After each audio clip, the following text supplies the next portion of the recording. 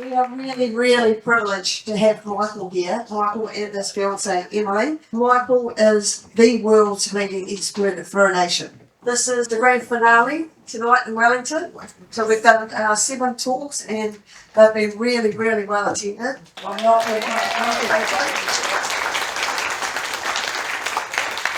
Because of demand, we have live streamed tonight into 7 places around the country, 6 of them down south and 1 up in Gisborne. Without further ado, here's Michael, and I'm sure you will find this presentation really, really interesting and important.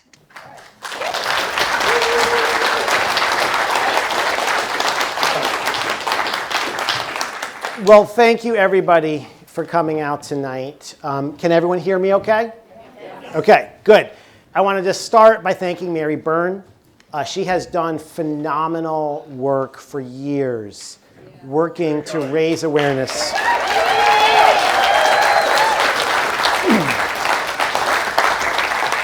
I want to thank Sean O'Brien, her partner, who is amazing and has been a joy to travel New Zealand with. Thank you, Sean, for doing so much for this. And I'm really happy that my fiancée Emily was able to make the trip with me as well, which has been a real joy. So, I want to talk with you today. I want to bring you with me on this journey that I had suing the US government over water fluoridation. With litigation, at least in the United States, you have the opportunity to do depositions. And in depositions, you get to ask people questions under oath. So it's not a monologue anymore. It's a dialogue. In this case, I was able to cross-examine many federal government officials and federal scientists. And they say the crucible of cross-examination helps to ferret out the truth. So in this case, we didn't have to just rely on government press releases. So now, with that said, let's talk about this case. I think you will find that what we learned is very relevant to you here in Wellington and other areas of New Zealand that fluoridate their water. And by the way, before we begin, New Zealand actually adds more fluoride to its water than we do in the United States, believe it or not.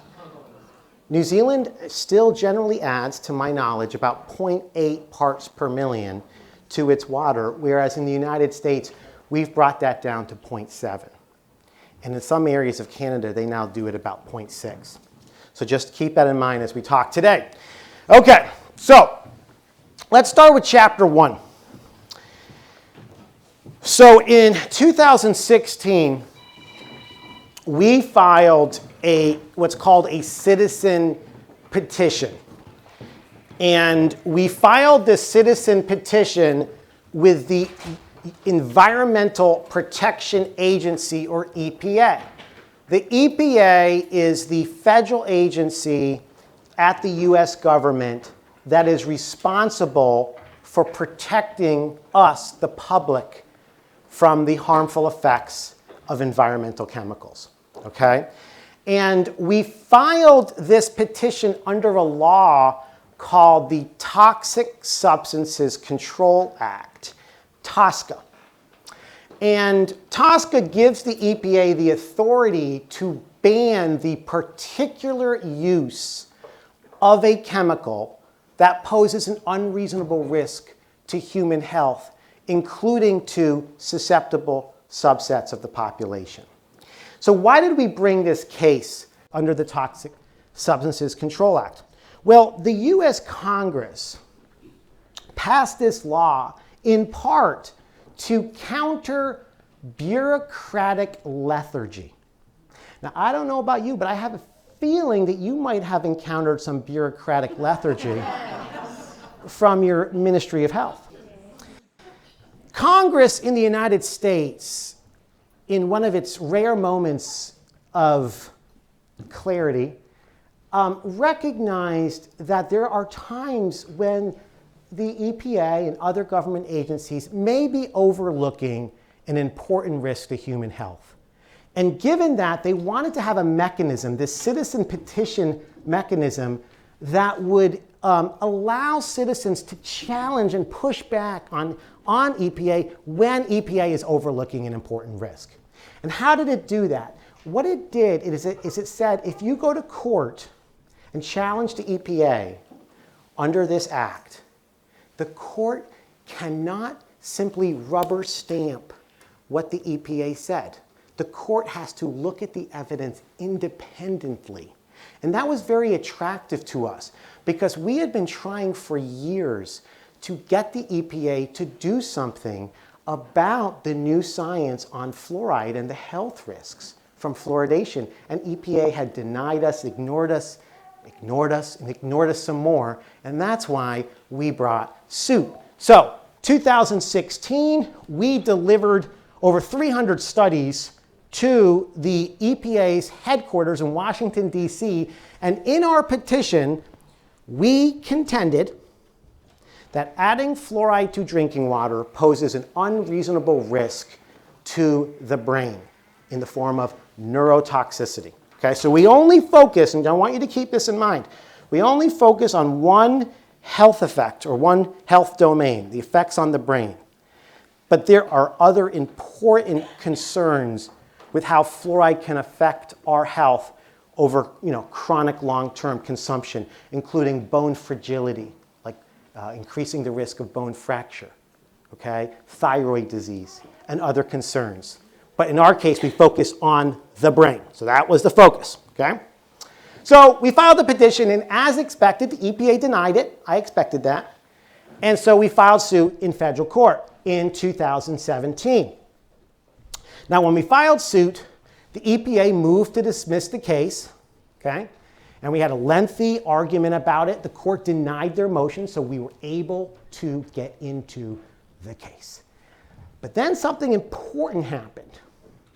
The EPA asked the court to deny us any right to discovery, okay? Now, I'm an attorney. I sue large corporations, okay, over the effects of toxic chemicals, and I love discovery, okay? Love it.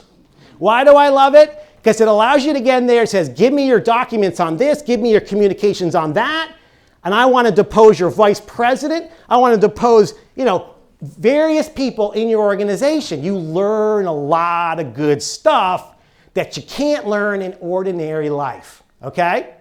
Those government press releases, you're not learning much from those, okay? So the EPA goes to the court and says, deny all discovery in the case. I'm very happy to say the court denied that motion, and we got into discovery. I was absolutely thrilled about that. We were able to litigate this case like we were litigating against Monsanto, but it was the US government instead, which is very rare. So let's look at some of what we asked and learned in discovery, okay?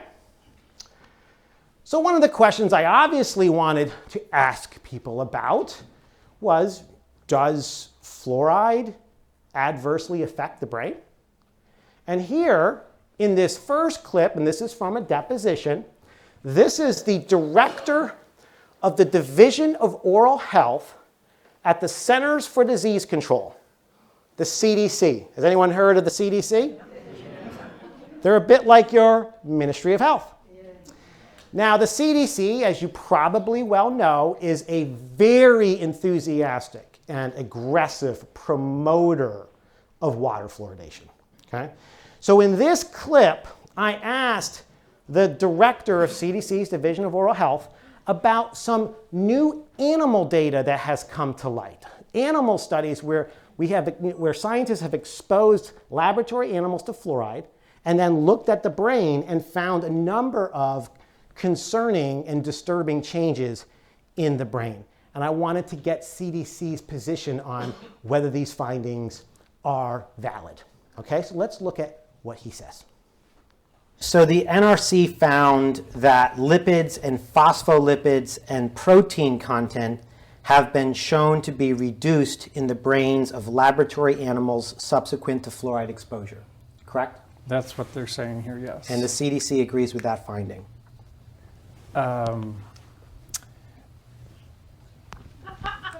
Yes, as a summary of the hazard. You see the next section on this page is titled Anatomical Changes in the Brain. Yes. And it begins, studies of rats exposed to sodium fluoride or aluminum fluoride have reported distortion in cells in the outer and inner layers of the neocortex. Neuronal deformations were also found in the hippocampus and to a smaller extent in the amygdala and the cerebellum. Did I read that correctly? Yes. And CDC agrees with that finding as a summary of the hazard. As it relates to rat studies, yes. Okay. And you see the next highlighted portion in that paragraph? I do. It reads, the substantial enhancement of reactive microglia, the presence of stained intracellular neurofilaments, and the presence of IgM observed in rodents are related to signs of dementia in humans. The magnitude of the changes was large and consistent among the studies. Did I read that correctly? Yes. And CDC agrees with the NRC that this is a correct summary of the hazard. Correct.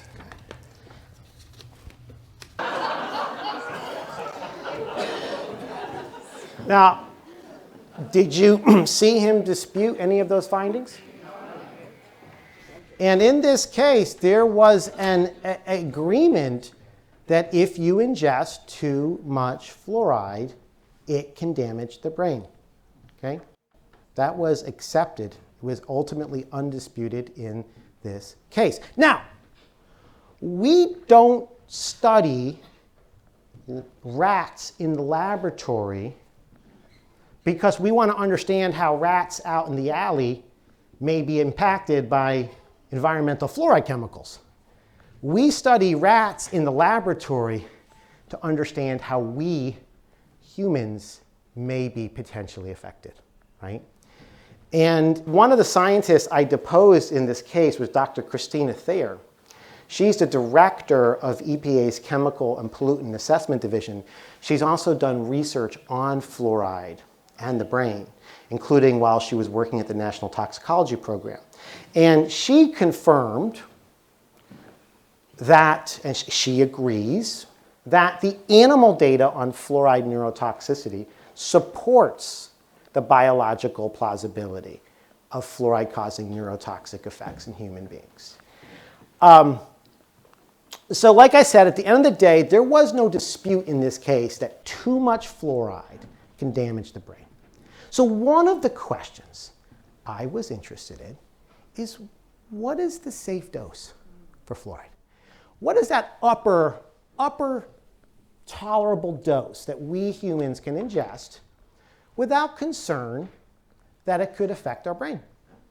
You know, when does that dose go from safe to toxic? Okay? So let me show you what I did, okay, and who I asked. And let's see what they said. I started with the companies that sell the chemicals that we add to water in the US, the fluoridation chemicals. These are the three largest, at the time of our lawsuit, the three largest companies that sell these chemicals, including hydrofluorosilicic acid. Okay? And I asked them all, do you know what the safe dose of fluoride is for the brain? And they all said the same thing. No, we do not. Solvay said Solvay has not taken any actions to determine the daily dose of fluoride ion that will not cause neurotoxic effects, and the other two companies did as well. So I crossed the companies off the list of people who could tell me what the safe dose is. But I didn't stop there. I went to the Food and Drug Administration, which is the US government agency that approves and regulates the drugs that we use. Okay?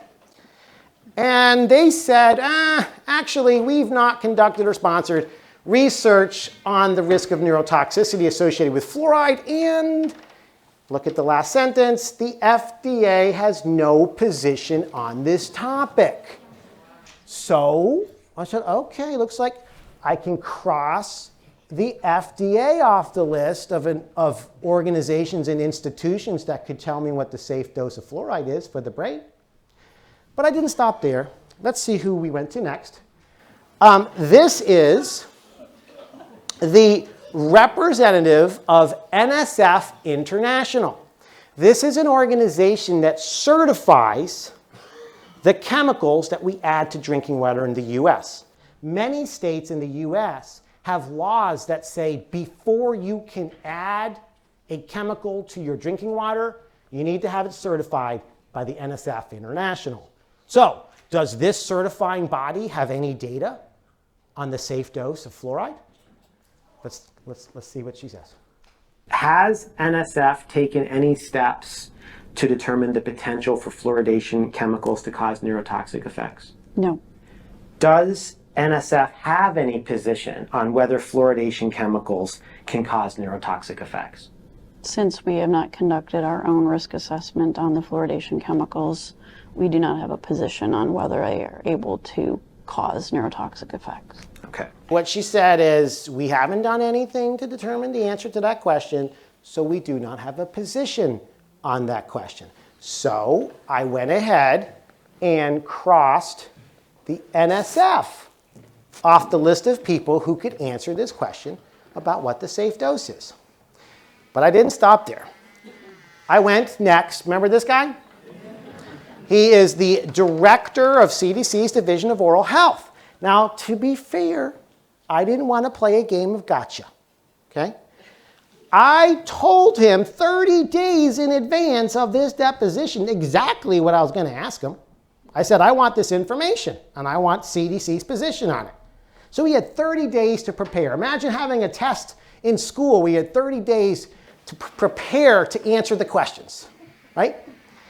So let's see what the CDC says.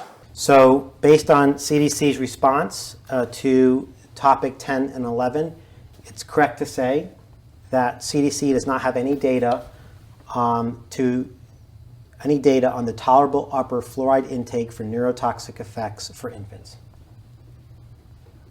Yes. Okay. And you see how the definition also includes toddlers. Mm-hmm. So CDC does not have any data on the tolerable upper fluoride intake for neurotoxic effects on toddlers. That's true. Okay. And you see how the definition also includes children? Yes. So CDC does not have any data on the tolerable upper fluoride intake for neurotoxic effects on children. Right. As stated in our response to the issue on 10 and 11, we don't conduct research ourselves related to tolerable upper fluoride intake. Again, that's under the jurisdiction of EPA's drinking water, and they set maximum and minimum containment levels about notifying people when levels are exceeded. Okay. And CDC, as you sit here today, is not aware of any data in the published literature that would define the tolerable upper fluoride intake for neurotoxic effects on children, for children.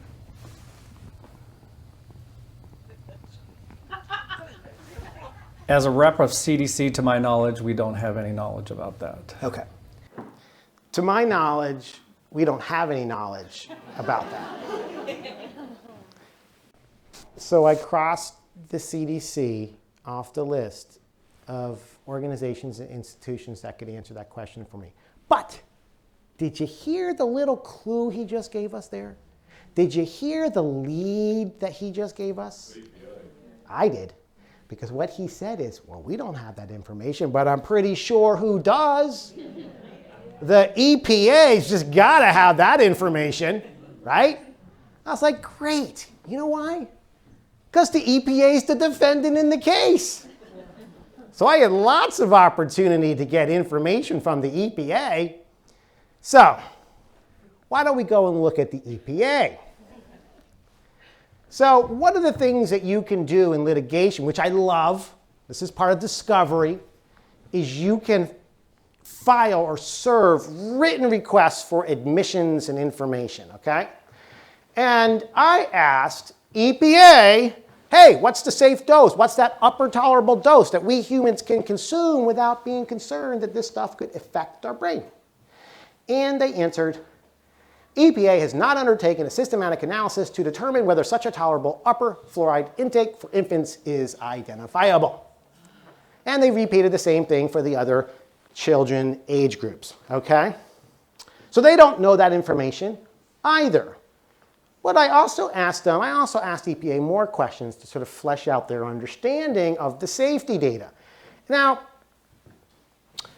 if you've been involved with water fluoridation debates, you may have heard some dentists say something like this. There are thousands of studies that prove that water fluoridation is safe, completely harmless. And there are some of the maybe more enthusiastic proponents of fluoridation who say there's over 30,000 studies that show that water fluoridation is safe. Well, I was a little bit more modest. I just asked EPA to identify any studies that show that water fluoridation or support the safety of water fluoridation for the brain, okay? And I started with, can you show me any studies, primary studies? Now, primary studies is important. Why do I say primary studies? Because I don't want a review. I don't want some review from some Irish government who then reviews what the Canadian government said. I just want studies, okay? Actual data, okay? So I start by saying, hey, can you identify any studies that support the neurological safety of prenatal fluoride exposure, okay? Because as we'll discuss, there's a lot of concern about the impact of prenatal fluoride exposure on the brain, okay? EPA responds and they say, hey, we got a study. We got a study. Folks, we got a hit. We got a hit, okay? I'm like, oh, what study are they citing here? Let me look. The Mullenix study. The Mullenix study, Neurotoxicity of sodium fluoride in rats, 1995? I know that study very well. And I know very well that that does not support the safety of prenatal fluoride exposure. To the contrary, as EPA's own experts were forced to admit, the Mullenix study found neurotoxic effects from prenatal fluoride exposure, correct? Yes. So the one study that they cite to me to support the neurological safety of prenatal fluoride exposure, their own experts admitted does not do so. So we can put that up to a big goose egg in terms of primary studies that the EPA is aware of that support the neurological safety of prenatal fluoride exposure. I asked other questions along the similar lines. For example, I said, can you identify for me any studies that support the neurological safety of pregnant women who have more than 1 part per million fluoride in their urine, which many women do, fluoridated areas? And they said, no, we do not have any such studies. Okay? So now,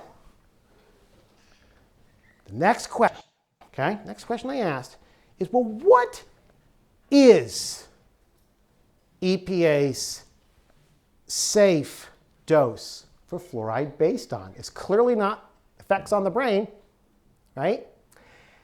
Now, put your seatbelts on, buckle up, because what you're going to hear now may surprise you, okay?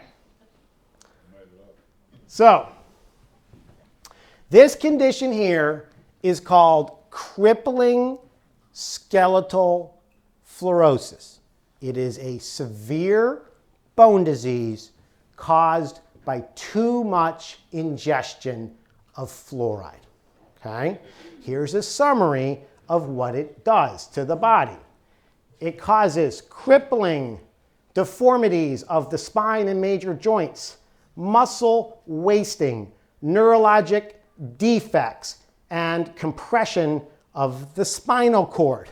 This is a very serious condition. If you have crippling sclerosis, you're in deep trouble. Okay, it's a systemic, overt poisoning of the body. Now, when EPA set the safe drinking water level for fluoride in the 1980s, which is still in effect in the United States today, it set the standard based on the premise that crippling skeletal fluorosis is the critical effect of fluoride exposure. That's a wonky term. Here, I'm going to talk with the EPA representative, Dr. Edward Ohanian, to flesh out what this term means, critical effect. And critical adverse effect means the effect of a substance that occurs at the lowest dose, right? Correct. Okay. So according to EPA, the first adverse effect that can occur to the human organism from fluoride exposure is crippling skeletal fluorosis. Correct. Okay. The first adverse effect that fluoride can produce to the human organism, and by the way, we're human organisms, is crippling skeletal fluorosis. That was the premise of EPA safety standard, which means until you are crippled, you have not been harmed by fluoride, according to EPA's safety standard. Now let's break that down, okay? Let's break that down, okay? So, skeletal fluorosis is a disease that comes in various stages of severity, crippling being the stage 3 final most severe.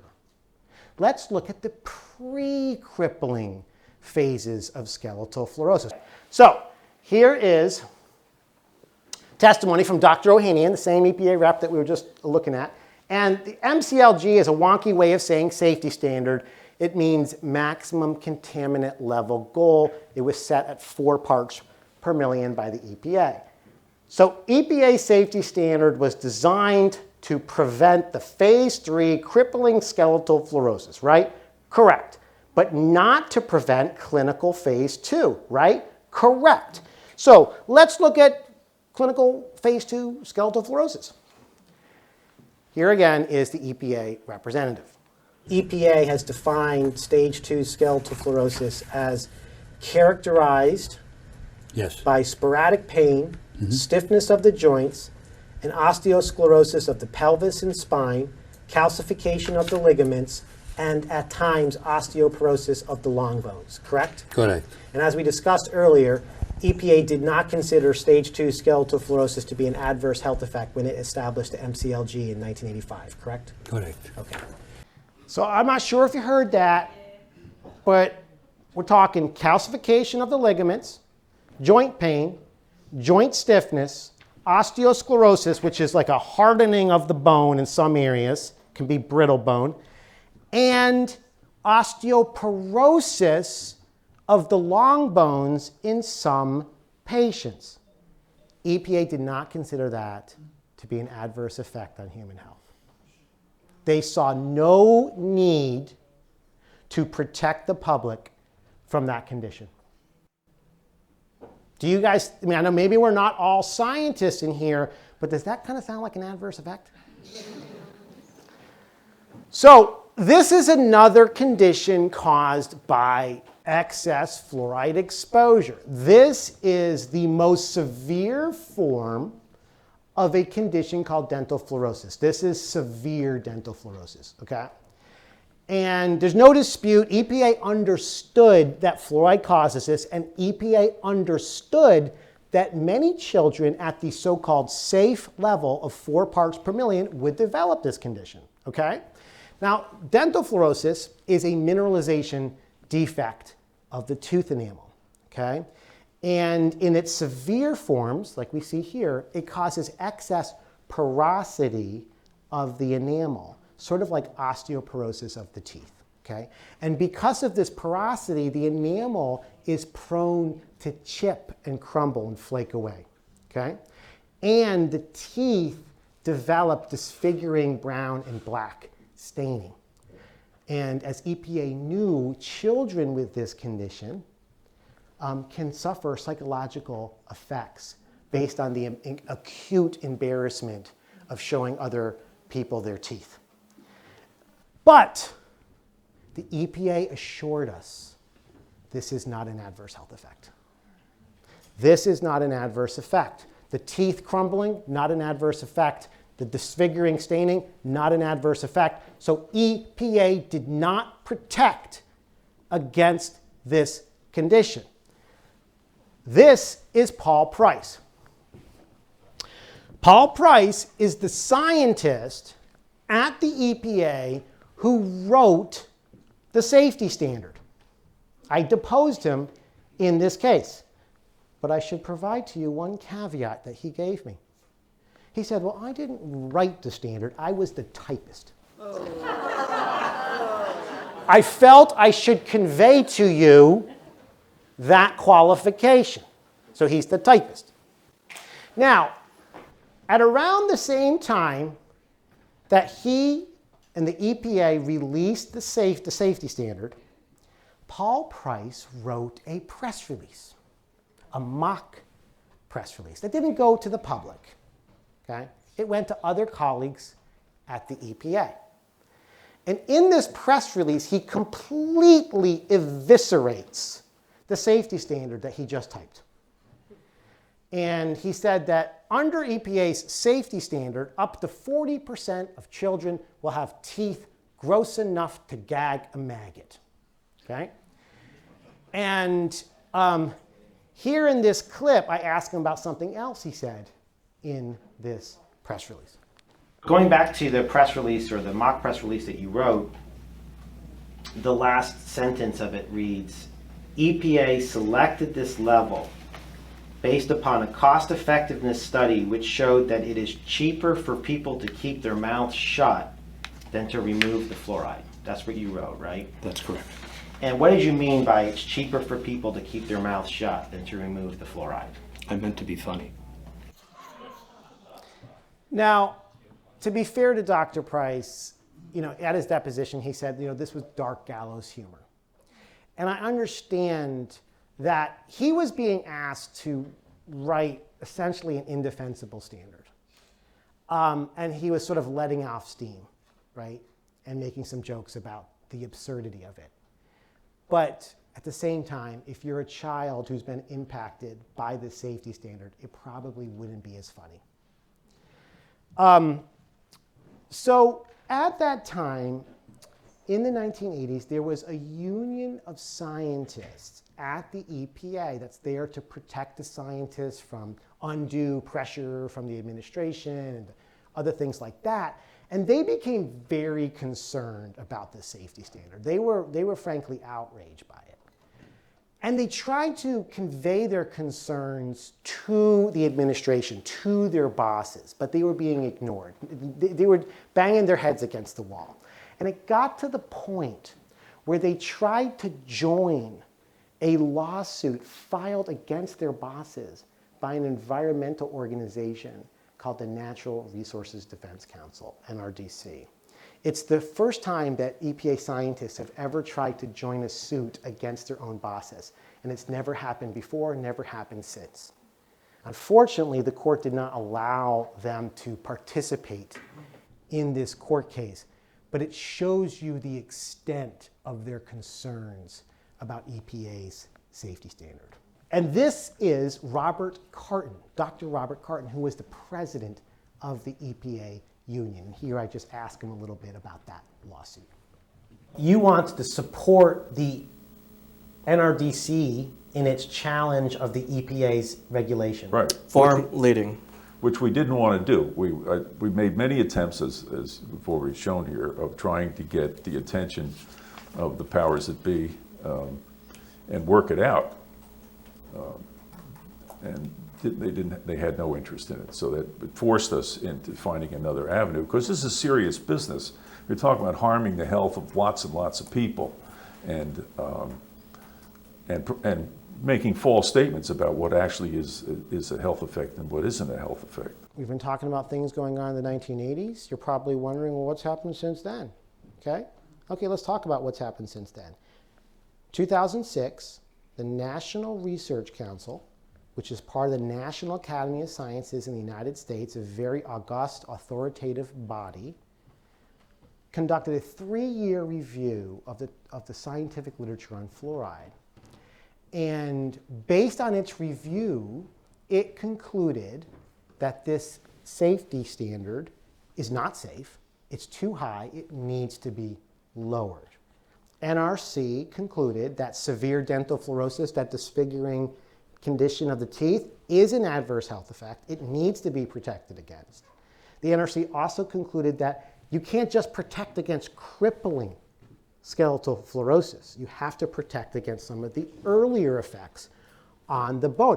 I have a feeling you might be thinking, you don't really need to be a rocket scientist to know that. But NRC did due diligence and came to that conclusion. The NRC also identified a number of studies on fluoride and the brain, and fluoride and the endocrine system, including effects on the thyroid gland and the pineal gland. NRC concluded that fluoride is an endocrine disrupting chemical. Okay? Now, the NRC called on EPA to do a new risk assessment to consider this new information. So do you want to see what EPA did? Yes. 2010, EPA releases the new risk assessment on fluoride. Here's what they concluded. Yep, we were wrong. Severe dental fluorosis is an adverse effect, so we're going to protect against it now. Okay? And they created a dose, a reference dose, safe dose, reference dose, kind of the same thing. They created a safe dose to protect against severe dental fluorosis. And that is, it's going to be a little bit wonky, 0.08 milligrams per kilogram per day. They say, if you don't get severe dental fluorosis, you're good. You're good to go. You're all good, because it's the most sensitive effect of fluoride exposure is the crumbling of the tooth enamel and the disfiguring staining of the teeth, okay? Does that sound kind of reminiscent of what they did in the 1980s with the crippling skeletal fluorosis? As long as you don't have crippling fluorosis, you're good. Well, now we're at, as long as you don't have severe dental fluorosis, you're good. So we're making progress, maybe a little slower than we would like, okay? But we get to this court case. Now, EPA said in this document that protecting against severe dental fluorosis is going to protect you against all the other effects. So what did EPA say about this reference dose in our court case? Let's see. They say, in determining whether adding fluoridation chemicals to drinking water presents an unreasonable risk of neurotoxic effects on the brain, EPA would not rely on the 2010 reference dose. So what they're saying is, our reference dose on severe dental fluorosis is not really relevant or helpful to understanding what levels of fluoride cause effects on the brain. Do you think that would have been helpful for them maybe to disclose to the public back in 2010? That's why we have litigation and cross-examination, because EPA was forced to admit that. Okay? Now, it gets even more interesting. This is where it gets good. Okay? So EPA said in that risk assessment, 2010, it said, this is going to sound wonky, I'm going to break it down. Okay? It says the standard toxicity database, meaning all the scientific literature that's been done on fluoride and human health, for fluoride is complete, negating the need for a database uncertainty factor. Now you're thinking, what the heck is a database uncertainty factor, right? Well, a database uncertainty factor is something where, say you're setting the safety standard for dental fluorosis, okay? But you have reason to believe or suspicion or concern that fluoride might be affecting something else in the body. But you don't yet have definitive proof, and you don't have great dose response data, but you're a little concerned. Say you're concerned that fluoride might be damaging the brain. Then what you can do is you can lower that safe dose, you can lower that reference dose to protect against the potential for fluoride causing the effect on the other organ system, okay? But EPA says here, oh, don't worry about that because the database is complete. We know everything we need to know. There's no need for another database uncertainty factor. Well, guess what? I deposed, remember that Dr. Edward Ohanian from the EPA that we looked at earlier? I'm doing a deposition of him, and he volunteers. I didn't even ask him this. He volunteered it.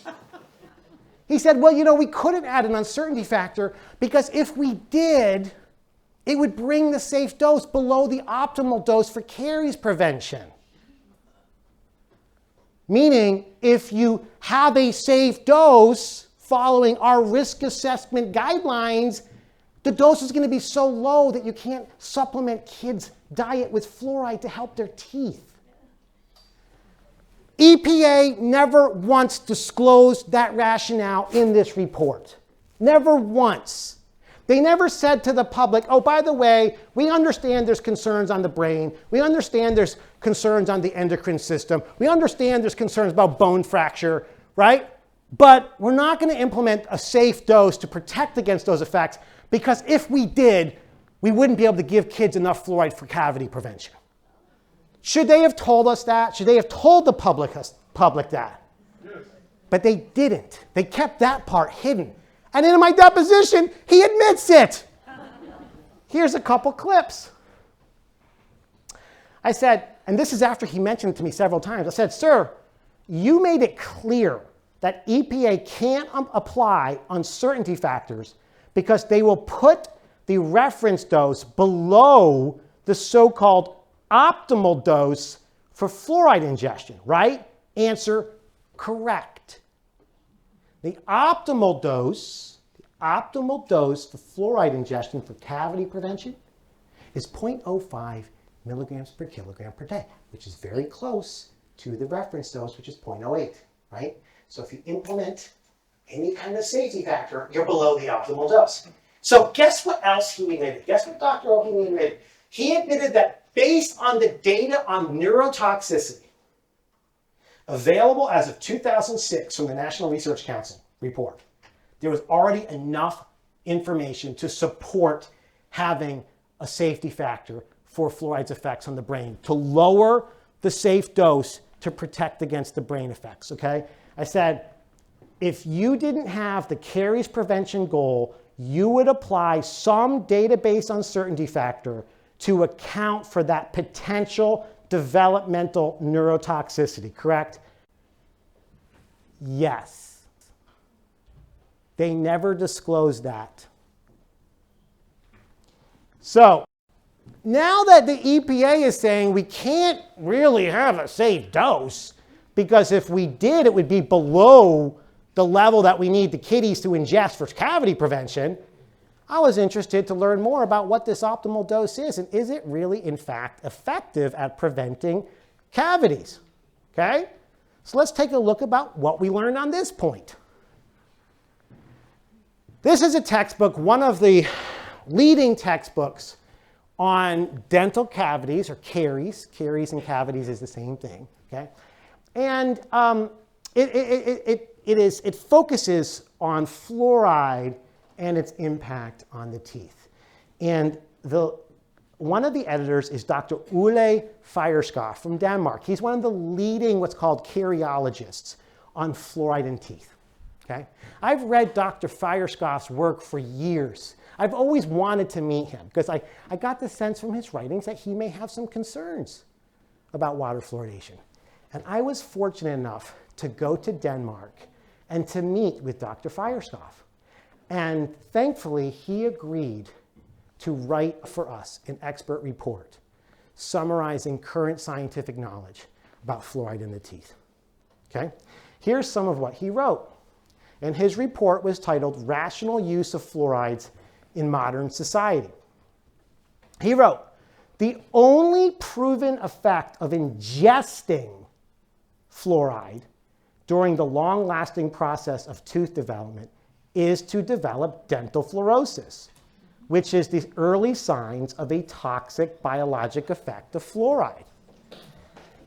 Dr. Firescoff said, listen, there's no benefit from swallowing fluoride on the teeth. Now, to be clear, Dr. Firescoff does think there's a benefit from fluoride for oral health, but that the benefit comes from topical contact with the teeth, not from ingestion.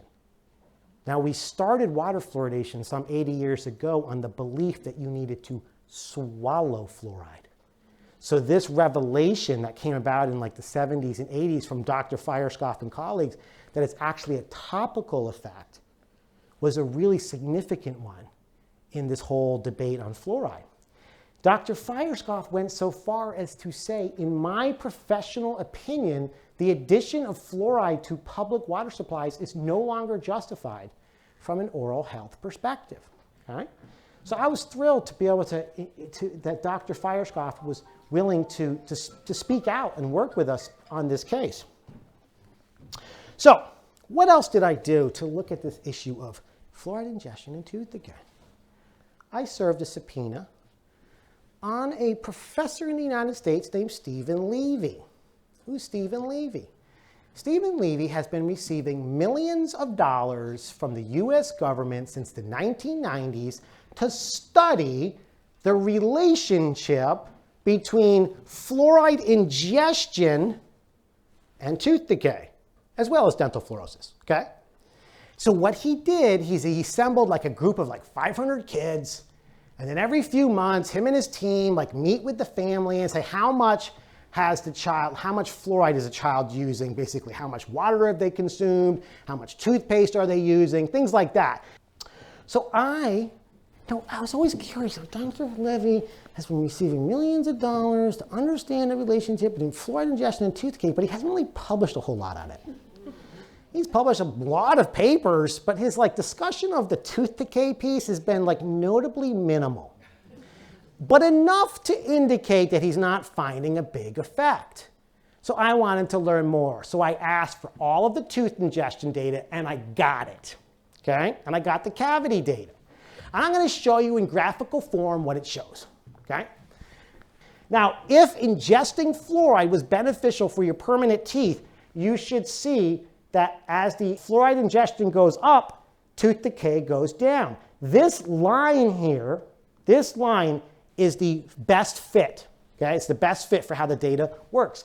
And it shows that there is no relationship between fluoride ingestion for the first 6 years of life and tooth decay at age 13.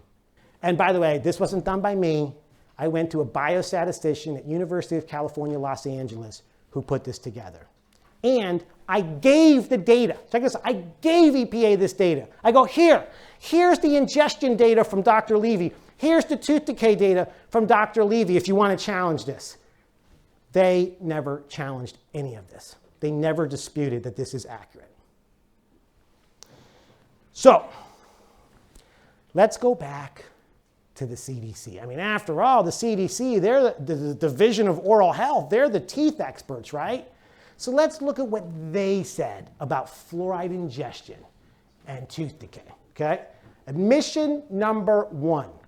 So CDC recognizes and accepts that fluoride's predominant mechanism for preventing tooth decay comes from fluoride's topical contact with the outside of the enamel, correct? Predominantly, that's where the benefits are, yes. Okay. So EPA is conceding the predominant benefit of fluoride on teeth for reducing tooth decay comes from topical contact, not from ingestion. Again, that's contrary to what we believed when we started fluoridation back in the 40s and 50s. And here is what else he said. And then Featherstone writes, there is now overwhelming evidence that the primary caries preventive mechanisms of action of fluoride are post-eruptive through topical effects for both children and adults. Did I read that correctly? Yes. And the CDC agrees with that statement, correct? Yes, we do. Okay. So the CDC agrees. There is now, quote, overwhelming evidence that fluoride's predominant effect is topical and post-eruptive, which is a wonky way of saying after the teeth have erupted, okay? So the CDC is agreeing with Dr. Feierskoff that the predominant effect is topical. Now, Dr. Feierskoff goes further than that, says there's absolutely no benefit from the ingestion. But, you know, the CDC and Dr. Feierskoff are not that far apart here, okay? So let's look at the CDC's second admission on this, which I think is very important. Now, in this case, there was a lot of discussion about the vulnerability of the developing brain to fluoride exposure, okay? And particularly during the in utero period when the baby's in the womb, as well as during the early months of infancy. And there is, as you can see here, this is Dr. Christina Thayer from the EPA. I asked her, Dr. Thayer, is the developing brain more vulnerable than the adult brain? Yes. And is the brain more vulnerable to toxic agents during the in utero period than during adulthood? Yes. There's no dispute about that in this case. And the EPA also admitted, this was an undisputed fact, that fluoride passes through the placenta and gets into the fetal brain. So the fluoride that a mom is ingesting during pregnancy is going to have access to the baby and can get into the baby's brain, okay? Given that this is a period of heightened concern for fluoride in the brain, I wanted to ask CDC, do you have any evidence to indicate that this is beneficial, that the mom's exposure to fluoridated water is beneficial for the baby during pregnancy, okay? So let's see what CDC said. The CDC's conclusion in 2001 is that they had good evidence, high quality evidence to show that fluoride supplements do not provide a benefit for children when given during pregnancy, correct? Yeah, when given to pregnant women. Okay. So by 2001, CDC had good high quality evidence to show that fluoride supplementation during pregnancy does not help the baby's teeth. Based on that, I asked, so if a mom from the public emailed CDC and said, so is fluoridated water going to do any good for my baby if I'm drinking it during pregnancy? What would the CDC say? Here's his answer. So if a pregnant mother wrote an email to CDC asking, if I drink fluoridated water during my pregnancy, will that provide a benefit to the teeth of my baby? CDC would not answer yes to that question, correct? If we were to get an email as such, we would summarize our understanding of the evidence in saying we have not found evidence that supports that shows benefit to the child if ingested, if community water fluoridation or some other form of fluoride is ingested by the mother. Translated, there's no benefit from prenatal fluoride exposure. No benefit that could offset the risk to the brain during that period of life. So let's go to the next admission by the CDC. I asked about the potential benefits. Does CDC have any knowledge of benefits during the early months of life? And the reason I asked that, as we've touched upon a little bit already, is that as with the prenatal period, there's a heightened vulnerability during the early months of life to the impacts of toxic substances on the brain. Here is a statement from the EPA in this case. The neonatal stage is a period of rapid development of the nervous system and is considered a critical window of development, okay? And the EPA also agreed that the developing brain is distinguished by the absence of a blood-brain barrier. The development of this barrier is a gradual process beginning in utero and complete at approximately 6 months of age. So what does that mean? That means that the baby for the first 6 months of life does not have a fully formed blood-brain barrier. So if the baby is exposed to a toxic substance, that toxic substance is going to have access to the brain, okay? So here's why we need to be concerned about bottle feeding babies with fluoridated water, because this is a population that is at significantly heightened risk from water fluoridation, okay? A breastfed baby receives the lowest fluoride exposure of all age groups in the population, okay? And that's because breast milk contains very low levels of fluoride, which I think is instructive, because breast milk is typically where you find the elements, the nutrients and vitamins that are essential to healthy growth and development, right? So the fact that fluoride is not in breast milk gives us some indications that young children should not be ingesting fluoride, right? Well, if you, instead of breastfeeding the baby, give the baby infant formula made with fluoridated water, you flip the situation on its head. You go from the situation where the baby is the lowest exposed age group in the population to the highest exposed, by far. Like a bottle-fed baby is receiving far more fluoride than anyone in this room.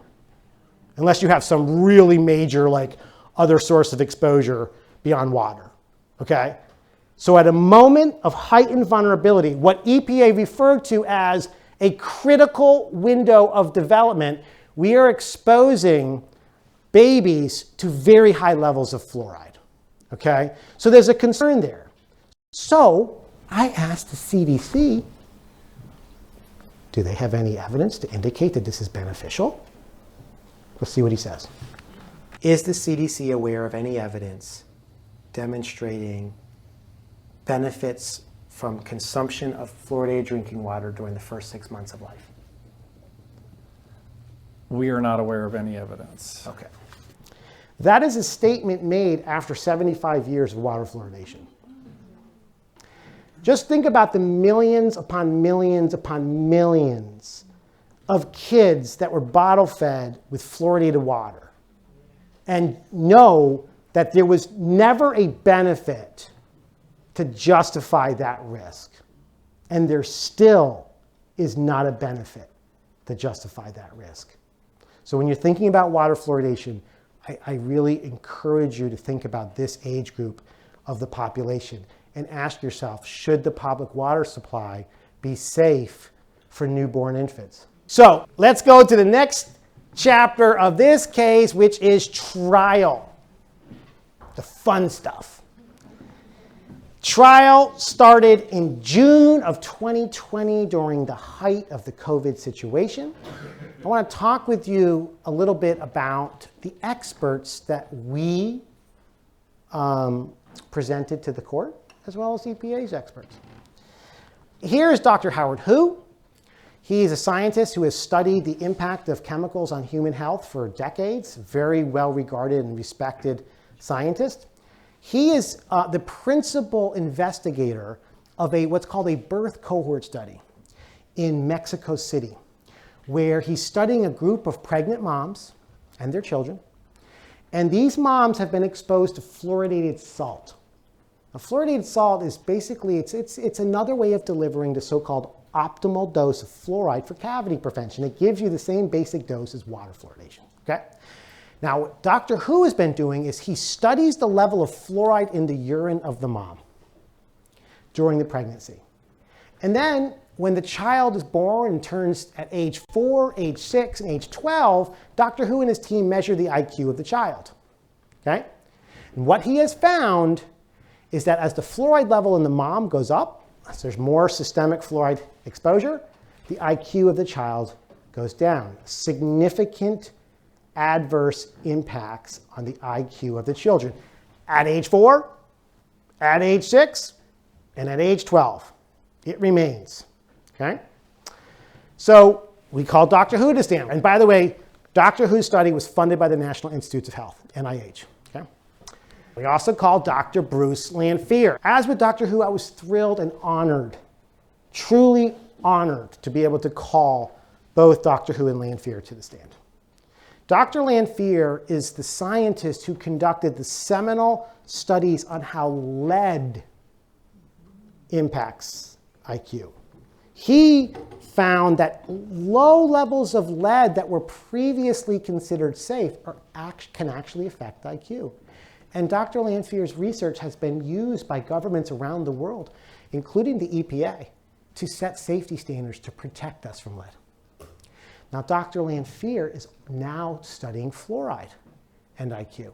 And he's conducting a birth cohort study in Canada where the moms are exposed to fluoridated water, not the fluoridated salt. In fact, and the average level of the fluoride in the water is 0.6, which is a little bit less than Wellington, which is about 0.8, okay? And Dr. Lanfear has studied the kids, the IQ of the kids at age 4. He hasn't gotten to 6 and 12 yet. But at age 4, he found that as the fluoride level in the mom went up, IQ went down significantly in boys. Okay? He didn't find the effect in girls for the urine levels, but he did find it with boys. And boys, by the way, are known to have heightened or elevated levels of neurodevelopmental disorders. So for some reason, boys are being impacted by the environment when it comes to their brain development more than girls. Okay? And in Dr. Lanfear's study, he found the effect in the boys, but not the girls. Okay?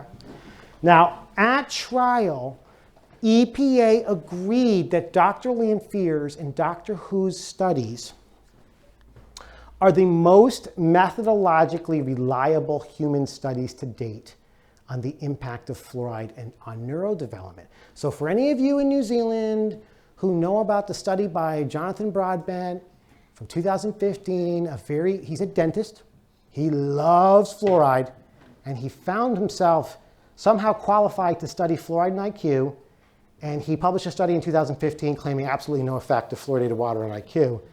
Well, the EPA, in our case, recognized that Dr. Hu's and Dr. Lanfear's studies are methodologically superior to Dr. Broadbent's study. Okay? Now, in the trial, I called Dr. Joyce Donahue, who's a senior scientist at EPA's Office of Water, and she has been EPA's subject matter expert on fluoride since the 1990s. She's been working on fluoride for a long time. I happen to disagree with Dr. Donahue on a lot of things, but here's what she said when I asked her about these new birth cohort studies funded by the NIH on fluoride and IQ. You would agree that this study right here adds further reason why we need to do a reassessment of the fluoride safety standards in the United States. I think it's a reason for doing not just the United States. I think it's a reason for doing an update to the fluoride assessment. Everywhere.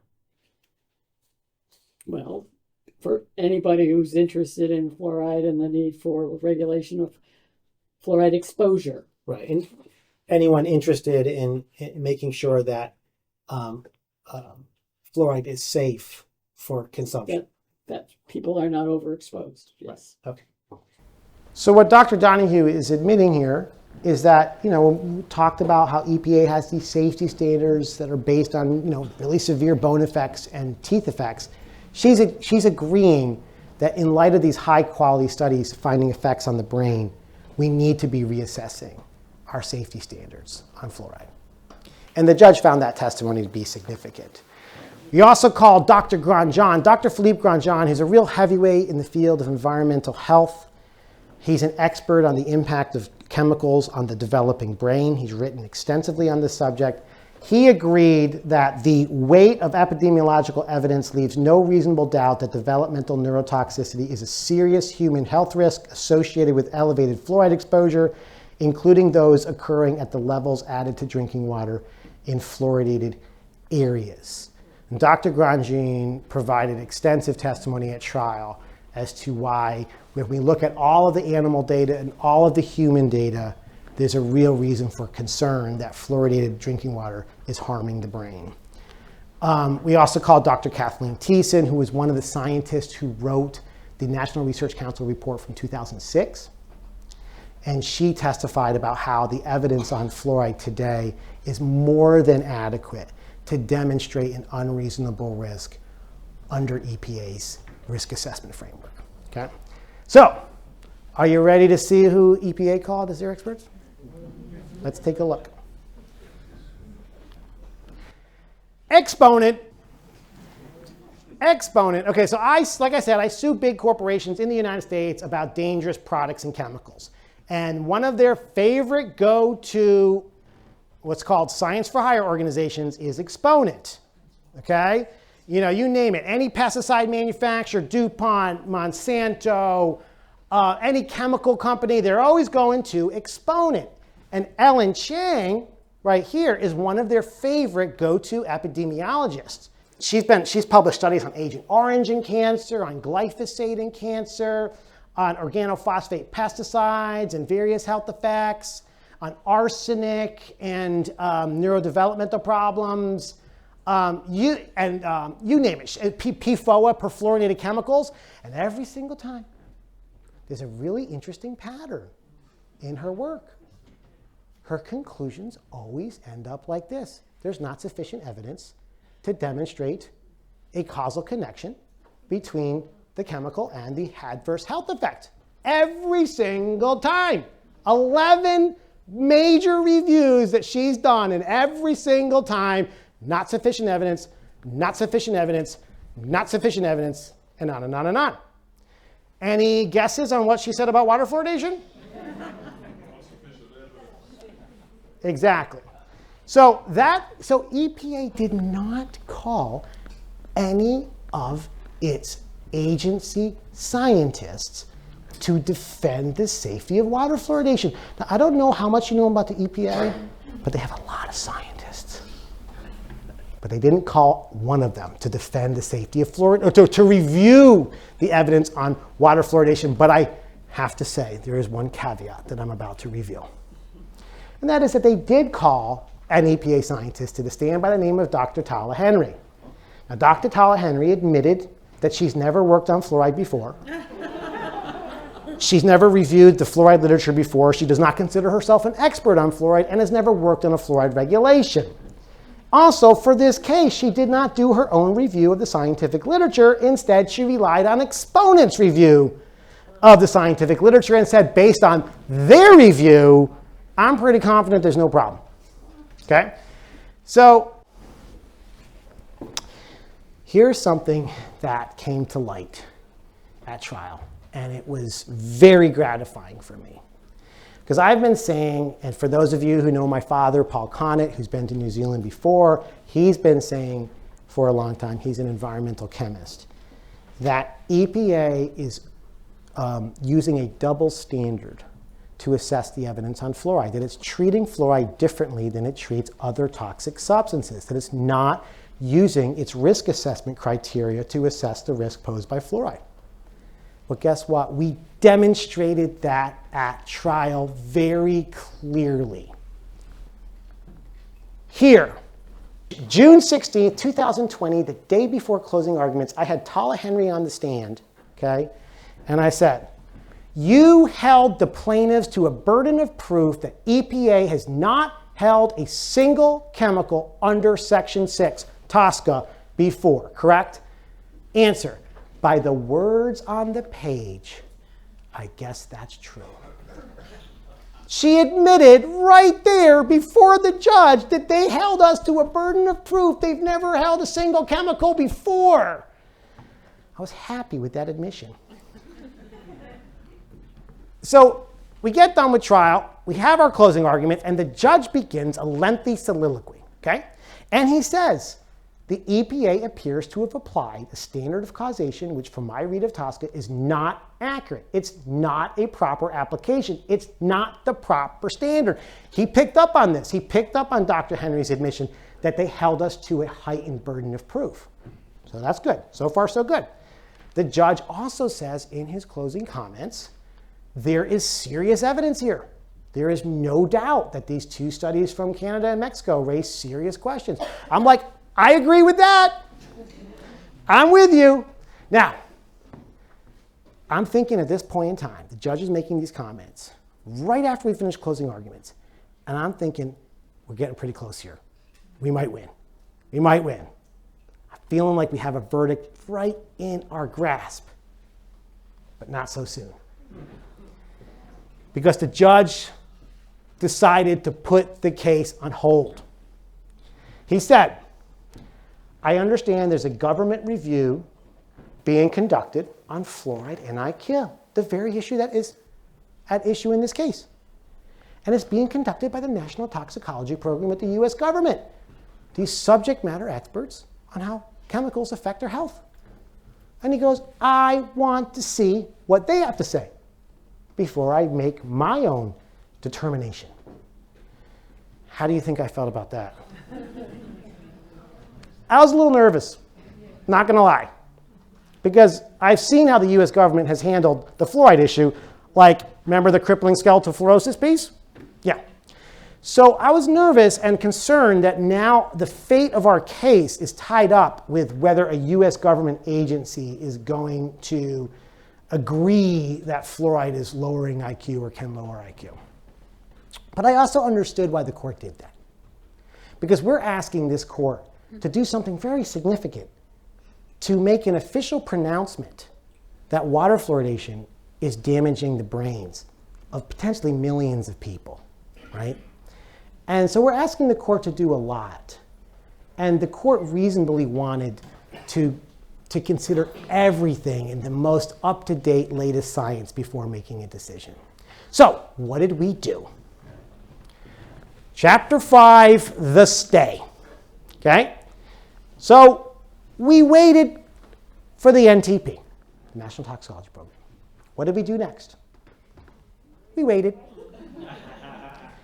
And what did we do next? Any guesses?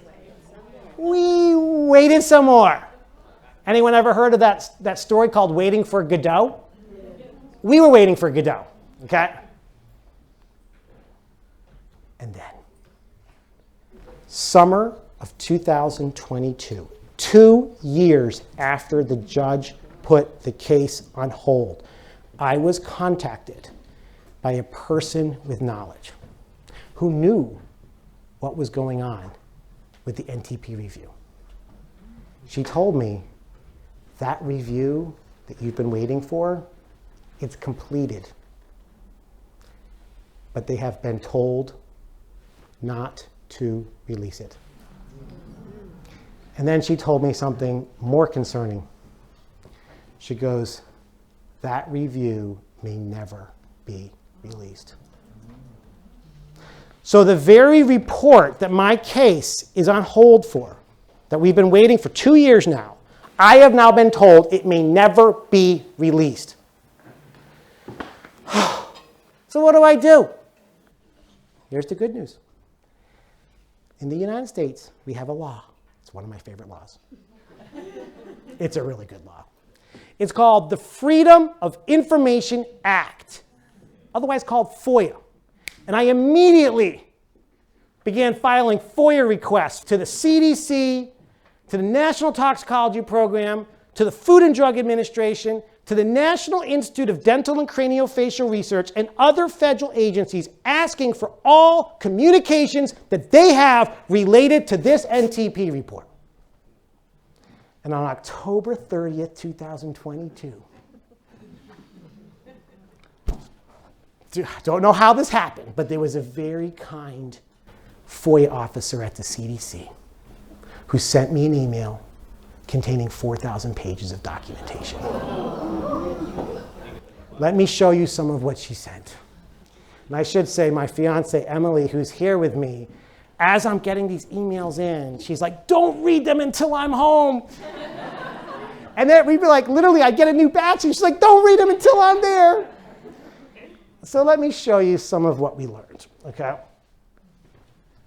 April 28th, 2022, Mary Wolf, Associate Director at the NTP, sends an email to Casey Hannon. Remember him, the CDC guy? Okay?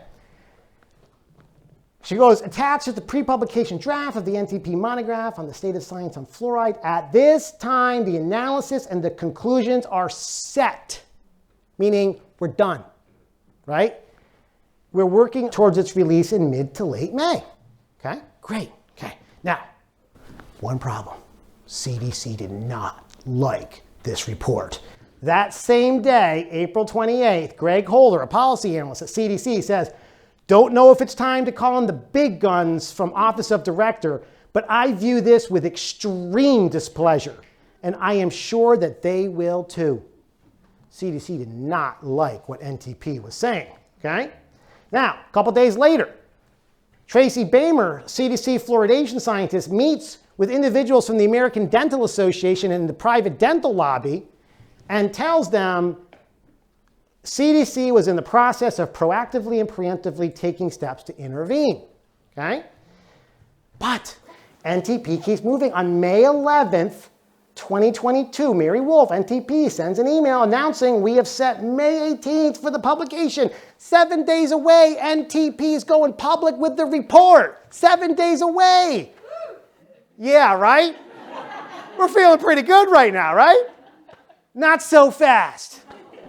The next day, Casey Hannon, the CDC director who you've been seeing today, met with the government officials from multiple agencies saying, here are my takeaways. The May 18th release date for the NTP report is almost certainly not going to happen. The Office of the Assistant Secretary of Health and NIH Office of Director are pretty clearly going to get more involved. And that's what the CDC wanted. They went up the chain, they went to the Assistant Secretary of Health, and they were pleading with the Assistant Secretary to put the kibosh on the report. Here is an email from a few days later from Gregory Holder from the CDC saying, CDC officials, Assistant Secretary for Health Rachel Levine, and others have looked at the monograph and are pushing back hard at the NTP.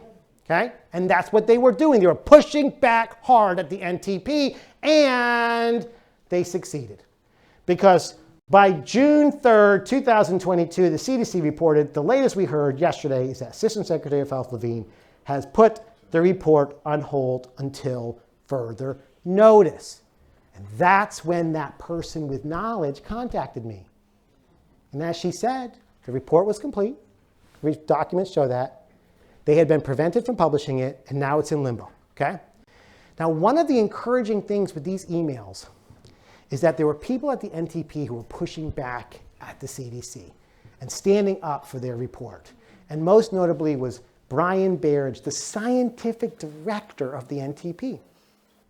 And in this email, which he wrote a few minutes after hearing that they may not be able to publish their report, he says, after 17 years in industry, he used to work in the pharmaceutical industry, I've seen efforts to modify messages to fit commercial interests. I wasn't party to that there, and I'm not game to do that here. Because he said in other emails, this is a violation of scientific integrity. Let's move on. I start getting some of these emails early in the process, and I go to the court. I say, Your Honor, we got to go back to court. We got to go back to trial now. We can't keep waiting for the Godot. We can't keep waiting for this report that may never be released. And I'm very happy to say that the court agreed.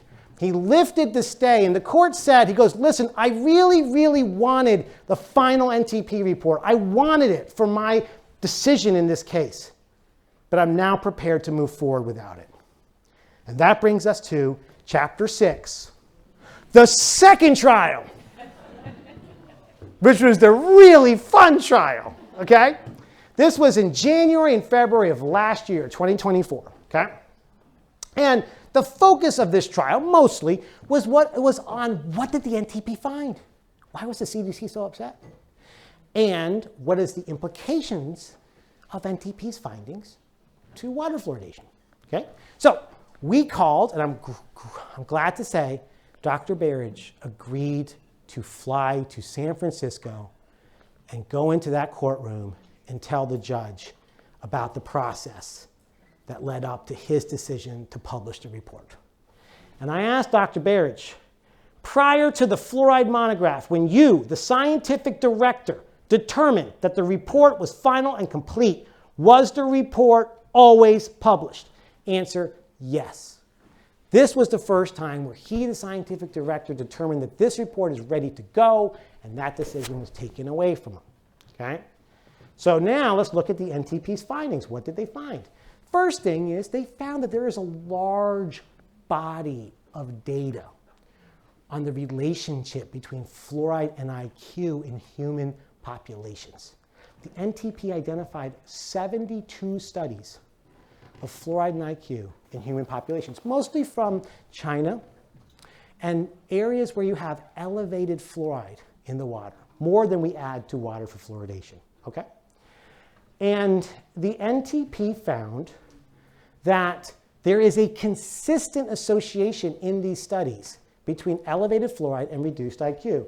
As the NTP says here, reported associations between higher fluoride exposure and lower children's IQ are consistent in the vast majority of studies of both low and high quality. NTP also said that in summary, the high quality studies with low potential for bias, consistently demonstrate lower IQ scores with higher fluoride exposure. Now, the NTP did make an important caveat where they said that their confidence in this consistent association is primarily based on studies that have looked at 1.5 parts per million in the water. Okay? I'm going to talk a little bit more about that in a second, but that's NTP's conclusion. Okay? NTP also said that, methodological biases or methodological deficiencies are unlikely to explain this consistent association between fluoride and reduced IQ. A spurious association is unlikely. And importantly, the NTP said that even in fluoridated areas like Wellington, okay, because people drink very different amounts of water. Some people drink a lot of water, right? And some people also get fluoride from other sources besides the water, okay? And because of that, there are some women, pregnant women, who have more fluoride in their body, as measured by their urinary fluoride levels, than women living in areas with 1.5 ppm. So some women in fluoridated areas are exceeding the hazard level because they are drinking a lot of water or getting fluoride from other sources. So that's an important thing to keep in mind. Now, okay, I know we're getting late here, folks. I appreciate your patience. It's a little bit hot in here. We're getting close to the end, okay? Getting close to the end. Well, I think so, Now, we're at the second trial. The evidence is coming in great. The NTP report is fantastic. And then a surprise development. And I don't want any more surprise developments in this case, okay? I've had enough. I come home from trial February 6th, and I have an email waiting for me saying there's a big new report on fluoride and IQ. It was funded by the Health Canada, this health agency in Canada, which has never been a friend to us on fluoride. And I'm thinking, oh God, not another government report. So I begrudgingly, with great apprehension, read this report. Let's look at what they found. The overall evidence identified to date strongly suggests that fluoride can affect cognitive outcomes in children, specifically reduction in IQ scores at levels close to those currently seen in North American drinking water. I didn't see that one coming. I did not see that one coming, okay?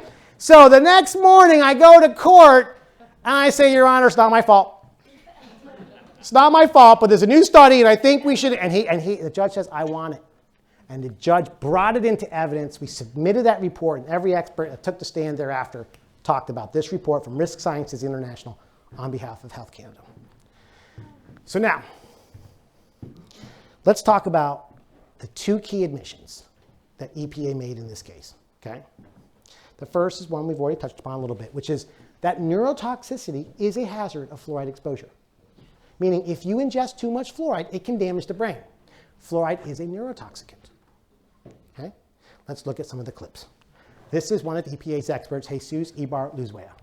Do you agree that at least at high doses, epidemiological evidence is consistent in showing an association between fluoride and adverse neurodevelopmental effects? Definitely.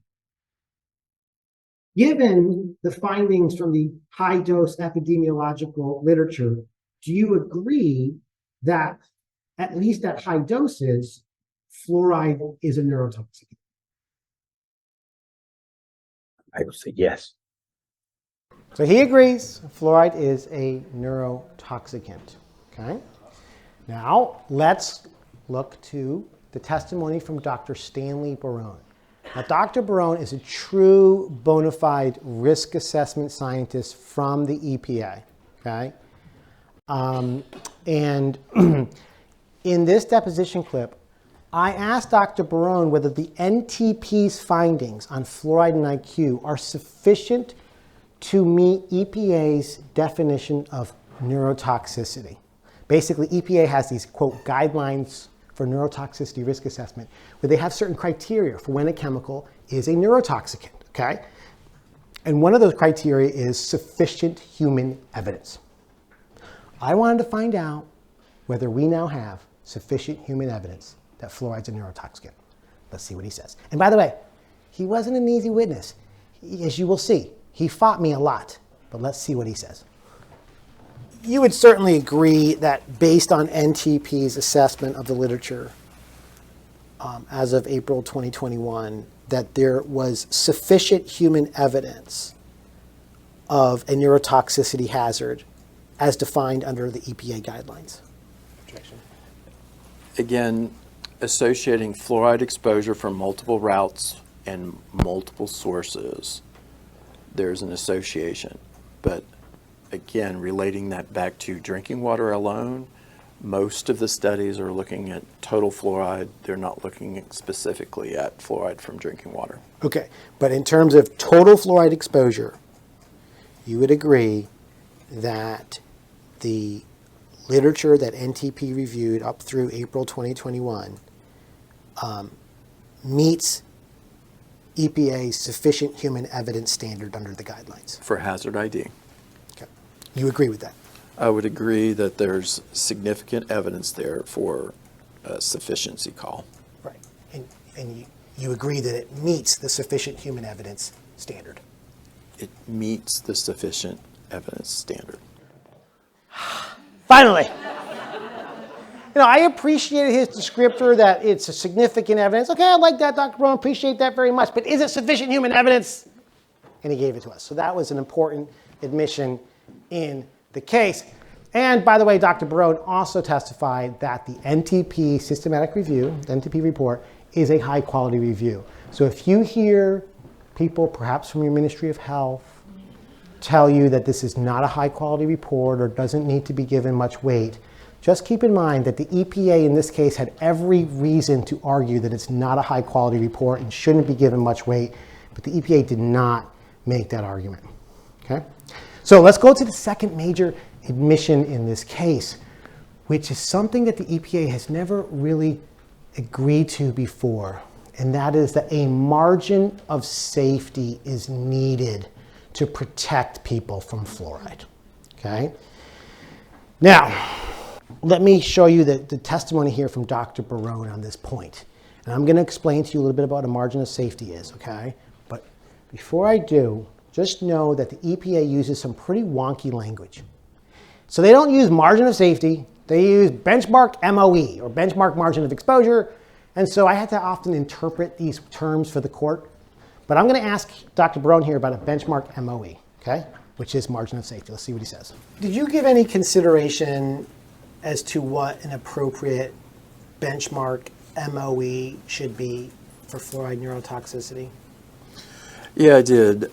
Given that the critical studies in question are probably epidemiological studies, human studies, uncertainty factor of 10, which is appropriate for all life stages, inclusive of all life stages and vulnerabilities at face value, would be the benchmark MOE.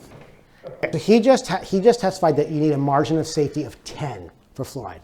So what does that mean? So what does that mean? What is the implications of that? Why is that important? Okay. Well, let's go back to the NTP report. Remember how the NTP said the hazard level is about 1.5 ppm? That's where they see the consistent association between fluoride and reduced IQ. Okay, now people like in the Ministry of Health will say, that's completely irrelevant. 1.5? You're adding fluoride to water in Wellington at 0.8. What's the big deal? Like, who cares, right? It's irrelevant, right? They make that statement because they completely ignore this concept of a margin of safety, okay? Because if you take a margin of safety of 10 and apply that to a 1.5 ppm hazard level, your safe level is 0.15, okay? 0.15 is a lot lower than than what you add to water here in Wellington and to most areas of New Zealand, okay? So why do you need a margin of safety? Why do you need it? Why is this such an important concept that we should all be mindful of when we're talking about fluoride in human health? Here's why. One dose does not fit all with fluoride or with any other toxic substance. We've learned from decades of research on many different toxic chemicals that people respond very differently to the same dose of a toxic substance. Some people, thankfully, are very resistant. They don't suffer effects even at high levels of exposure. But some people are very vulnerable and can suffer effects at even low levels of exposure. With fluoride, we know that people with nutrient deficiencies or suboptimal nutrient intake, like deficiencies of calcium or iodine, are more vulnerable to the impacts of fluoride. We also know that people with kidney disease, declining kidney function, are more vulnerable to fluoride because they have a harder time excreting this from their body. They build more of it up, okay?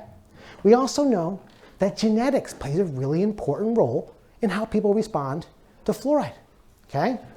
But here's what we don't know. We don't know who in this room has that genetic polymorphism that's going to make them more vulnerable. Do you have it? Do you have it? Do you have it? Do you have it? Do you have it? No one knows. And you know who else doesn't know? The government. Okay? We just know that there's a broad variability in how people respond to fluoride. And given that, we need to have a margin of safety to protect those who are more vulnerable, right? And so Dr. Barone, EPA's risk assessment scientist, agreed that you need a margin of safety of 10. So what was the big dispute? And I know I'm going too late, but we're going to go quickly, and we're going to be done, I think, in 5 minutes. Okay? Don't quote me. So what was the key dispute? Okay, what was the key dispute? The key dispute kind of goes back to the question that I was pestering all those people with at the beginning. What is that dose that goes from safe to toxic? What is the dose that you begin to experience the brain effects, okay? Or a population does, okay? When does it go from safe to toxic? And how does it vary based on individual susceptibility? Well, let's look at some of the data in this case. Our expert, Dr. Grandjean, did a benchmark dose analysis where he concluded that at just 0.3 parts per million fluoride in the mom's urine during pregnancy is associated with IQ loss. That's a level that he estimates is associated with a 1-point drop in IQ. Now keep in mind that most pregnant women in a fluoridated area, like here in Wellington, will have urinary fluoride levels about 0.7, 0.8 on average. But there's about 5 to 10% of women who are going to have about 2 parts per million and more, okay? For those women, you're looking at a risk in the ballpark of 6 to 7 IQ points from fluoride exposure, okay? So that was Dr. Grandjean's estimated hazard level. Now, as we talked about, the National Toxicology Program, which is a different analysis, estimated at 1.5 ppm. That's where you have some confidence in the hazard. And then let's look at what Dr. Barone said. As it stands now, would you dispute that fluoride at concentrations above 2 parts per million is associated with neurotoxic effects? I think there's something going on. I'm not sure exactly at what level. And there's something, you would agree that above 2 parts per million, something's going on? Objection. The systematic review that NTP did, and I think the Vernier also is sort of pointing in that direction. Okay. Something is going on above 2 parts per million, so says EPA's main expert in the case, Dr. Barone. That means something's happening to the brain. He is prepared to admit that above 2 parts per million. Now do a margin of safety of 10 to a 2 ppm hazard level, and you're down to 0.2, okay? So trial's finished. Judge sends us an email, And the judge wants to know, he really is pushing us, what's the hazard level? Tell me what you're prepared to agree to, okay? And he goes to the EPA and says, hey, EPA, your own expert, Dr. Barone, says something's going on above 2 parts per million. You going to agree to a hazard level around 2 parts per million? You want to see what their attorney said? They go, Your Honor, yeah, Dr. Barone said something's going on above 2 parts per million, but that could be anywhere from 2 parts per million to infinity. Equipoise between 2 parts per million and infinity. I don't think the court found that to be a very credible statement. But the trial ends. And then we did something which we've done before. We waited. And any guesses on what we did next? And then on September 24th, 2024, I get an email containing the judge's findings of fact and conclusions of law, an 80-page document that analyzes the evidence that we had submitted over 7 years. And the judge states, quote, "The court finds that fluoridation of water at 0.7 milligrams per liter, the level presently considered optimal in the United States, poses an unreasonable risk of reduced IQ in children."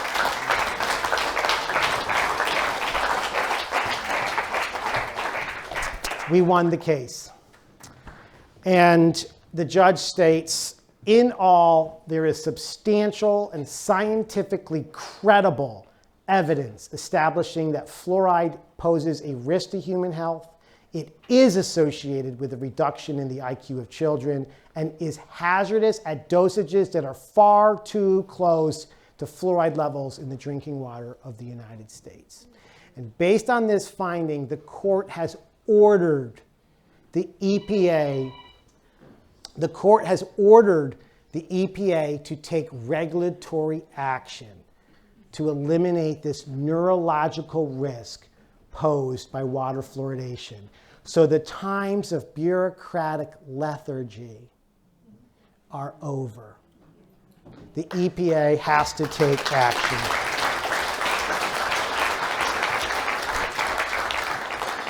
So I know I've already blown through all of my claims of being done in 5 minutes. So here's the last few. It's chapter 7. It's the aftermath of the case. Okay, and about a month after the decision, Robert Kennedy posts on Twitter, that if he is fortunate enough to be part of the new administration, he will take action, meaningful action, to address the risks posed by fluoride in drinking water. I was privileged and happy to say that he did cite my interview here in this tweet. After Robert Kennedy's tweet, a few weeks after, the Surgeon General of the state of Florida, Dr. Joseph Ladapo, issued recommendations for Florida communities where he called on them to end their water fluoridation programs. Dr. Ladapo called water fluoridation public health malpractice. And based on Dr. Ladapo's recommendations, we've seen many counties and communities in Florida vote to end their fluoridation program. We're now at about 35 communities that have ended their water fluoridation programs after the court's ruling last fall. And there's dozens of communities right now currently considering doing that as well. I've never seen any momentum like this ever in my time working on fluoride, which is far too long, by the way. And so it's been encouraging to see. And the next chapter in all of this is yours to write, okay? And I just offer a few closing remarks on the situation as I understand here in New Zealand. I've had the opportunity over the past week to meet with councils throughout the Northland, or 3 or 4 councils. I've had really good conversations, including with councilors up in Whangarei. And these councils are all very concerned that they are being forced against their will to fluoridate their drinking water. And to give you an example, in Whangarei, the council is very much does not want to fluoridate their water because they're concerned about their own health. They're concerned about the health of their community. The Ministry of Health has told them, if you do not have fluoride in your water by March 28th, we will fine you $200,000. And for every day thereafter, if you do not have fluoride in your water, we're going to fine you $10,000 every single day, forevermore. Now, Whangarei doesn't want to fluoridate its water. It really doesn't. But it's also concerned about taking on a massive, crippling fine if it doesn't do so. The same concern is Rotorua. I met with the counselors there. They don't want to fluoridate. But they're also concerned. There's even concern that the Ministry of Health would actually go after the counselors individually, personal liability for the community's failure to fluoridate or refusal to fluoridate water. So what I think really needs to happen right now in New Zealand is to find a way to reclaim that right to choose. That this is not a decision for the central government to make. This is a decision ultimately that every individual, every family should have the right to do. Every individual should say, because in medicine there's a long cherished right called the right of informed consent. And we all deserve that right. We all deserve the right to say, you know what, fluoride ingestion is not for me. I don't want to ingest fluoride, and I don't want it for my family either. And we shouldn't be forced by the government against our will to ingest it. But that's what's happening right now under the current situation. And I think the central government's failure to recognize that shows a lack of respect for your rights. And it also shows, it kind of highlights that water fluoridation is effectively medication by force. Because they're saying we're going to fine you into oblivion if you don't fluoridate your water, right? So, key thing is, the Ministry of Health has not had any interest in speaking with me. We've reached out to them throughout this tour. They haven't responded. So I think the Ministry of Health generally is unelected officials. I think they're harder to persuade, okay? Again, they speak through press release, not through dialogue. So I think the key thing is to find a way to get your elected officials, your MPs, to put pressure on the Ministry of Health to change course and to find a new way, a different way, a better way, a healthier way. So with that, everyone, thank you so much for your time today.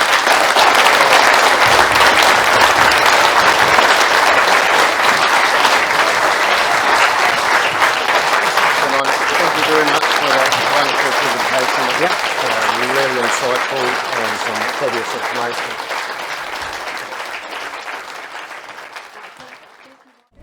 Okay, well, come on guys. So come up. Hello, how are you? Hello, how are you? Mr. Peters, it's a pleasure to meet you. How are you? How are you all? We're very good, thank you. Well, it's a pleasure to meet you and an honor. And for the past 7.5 years, I have been litigating against the U.S. government on water fluoridation.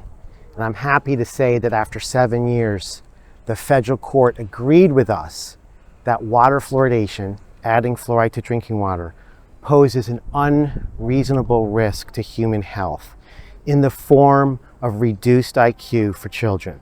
This was a federal court ruling in September of last year. The court has ordered our government to take action to address this risk of neurotoxicity and neurological effects from water fluoridation. So now the government has an obligation under the law to do something. Over the past week, I've had an opportunity to meet with council members throughout the North Island, and they all have been asking, and they all want to see the right to make this decision as to whether to fluoridate the water or not, to be back to a local decision. And so they really don't want to be forced against their will to continue adding fluoride to water. This is a matter of individual rights, the right to not be forced to take medication against your will. So what we're hoping is that the new government will respect each community's right and decision on this issue and not compel them to fluoridate the drinking water, especially in light of the new science that has come out as recognized by the federal court in the US, which again determined that this program poses an unreasonable risk to human health.